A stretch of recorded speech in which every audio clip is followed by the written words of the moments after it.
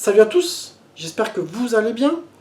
Et bien aujourd'hui je vais vous reparler d'un beat'em all et j'ai envie de vous parler donc du jeu Ninja Warriors qui a été sorti sur Super Nintendo et Super Famicom. Et on voit ça tout de suite après le générique.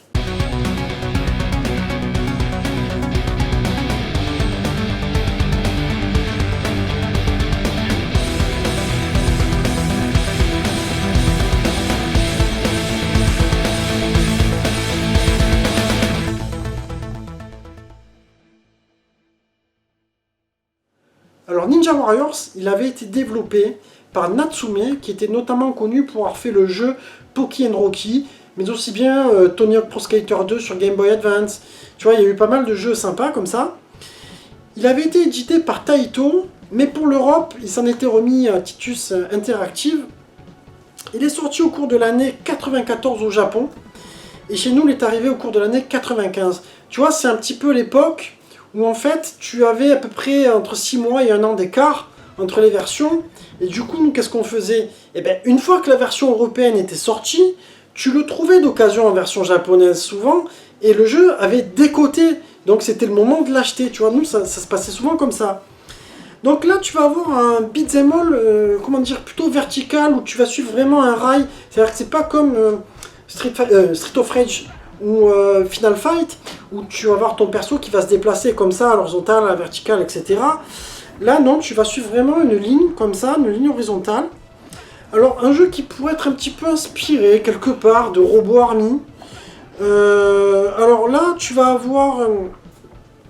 comment dire, tu vas avoir 3 persos que tu pourras choisir au départ. Alors, tu en as un qui a une apparence de ninja, vêtue de bleu, etc.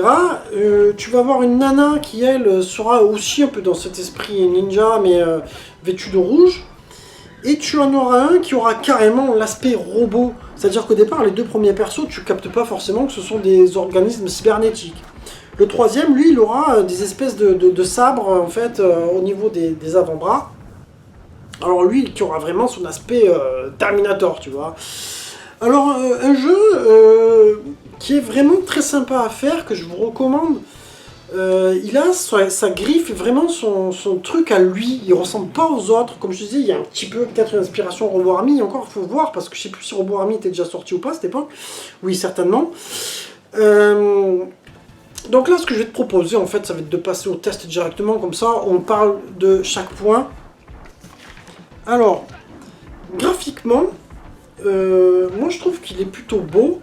Il fait penser vraiment aux jeux de cette époque-là, en borne d'arcade, etc. Cette époque beat'em all. Je trouve que les décors sont très variés et les persos sont très bien détaillés. Par contre, moi je trouve que les persos sont vraiment bien dessinés. Tu as aussi pas mal de persos différents, pas mal d'ennemis différents. Moi j'ai bien aimé, j'ai trouvé que c'était assez original, c'était assez créatif et assez joli. Donc d'une manière globale, je dirais que graphiquement c'est du 17 sur 20. Vous me direz vous ce que vous en pensez. Au niveau animation, moi j'ai pas constaté de ralentissement qui est un ou plusieurs persos, parce qu'à un moment ça va être un peu la folie, tu vas avoir pas mal de persos à l'écran. C'est assez fluide. Les persos moi je trouve qu'ils sont très bien animés, sont bien dessinés, ça manque pas de frame, c'est réussi.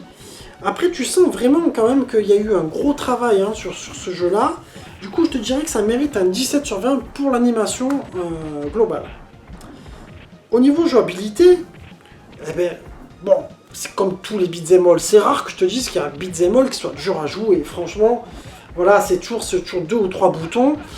Là, je dirais qu'il y a pas mal de petits coups. Enfin, à un moment donné, tu peux attraper les persos. Il y a quand même...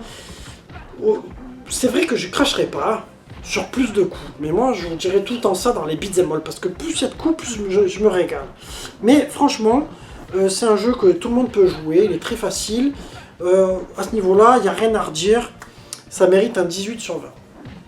Au niveau mix sonore, les bruitages sont vraiment, je trouve, de qualité. Ils sont bien travaillés. Les musiques sont aussi orchestrées de manière qualitative. Les sons sont vraiment de qualité. À un moment donné, tu as des sons de synthé, mais c'est des sons de basse, etc. Moi, je trouve que pour l'époque, c'est vraiment très bien fait. Après, le seul point noir que tu pourrais avoir, c'est de pas kiffer les thèmes musicaux. On n'a pas tous les mêmes goûts. Moi, je t'avoue que ça se marie très bien avec le jeu. Ça a été bien. C'est pas choquant. Et ça va bien dans ce thème aussi cybernétique, etc. Moi, j'ai kiffé. Donc, je dirais que ça mérite un 17 sur 20 pour le mix sonore. Au niveau durée de vie, alors, on va parler sur deux plans. C'est-à-dire que le jeu, pour le finir, va te falloir 1 heure. Et moi, je trouve que c'est la très bonne moyenne pour un beat'em all. Tu vois, je vous ferai une vidéo certainement sur Street of Rage 4, que j'ai trouvé excellent, mais je trouve trop long. Enfin, je l'ai fait en 2 fois, parce qu'en fait, lui, il dure 2 heures, et du coup, ouais, à un moment donné, un beat'em all, moi, je pense qu'il faut pas que ce soit trop long, surtout si tu joues seul. Après, si tu joues à 2, c'est une autre histoire. Mais je dirais que du coup, ça mérite quand même un 16 sur 20 pour sa durée de vie. Surtout qu'après, tu as les 3 persos qui ont des coups différents, donc tu as envie de les faire. C'est un jeu sur lequel tu reviendras de temps en temps, tu vas t'amuser.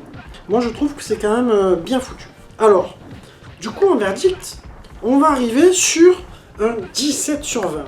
Pour moi, ça fait partie des très bons beat'em all, dont on parle pas très souvent d'ailleurs sur les consoles 16 bits. Tu remarqueras que quand on parle Mega Drive, tu as Street of Rage qui revient, ce qui est normal, un grand classique. Tu peux avoir le Final Fight en Mega CD, le Final Fight 1 et 2 sur Super Nintendo. C'est souvent ceux-là qui nous reviennent. Et on parle moins souvent de ce Ninja Warriors, qui mérite d'ailleurs qu'on en parle.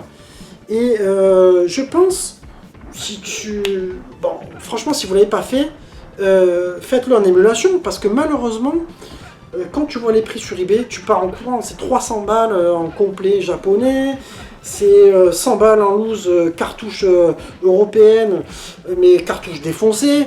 Donc c'est un jeu, voilà, si vraiment tu es un gros collectionneur et que tu as les sous, ben oui, tu te dois de l'avoir en Super Famicom, mais sinon, si tu n'es pas dans ces budgets-là, etc., franchement, tu le prends en émulation, tu mets RetroArch et la PS Mini, et mec, tu te régales, et ça le fait super bien. Enfin voilà, on arrive sur la fin de ma vidéo, j'espère qu'elle vous aura plu, n'hésitez pas à liker, partager, commenter, et puis je vous embrasse tous, et je vous dis à très bientôt les amis, ciao ciao.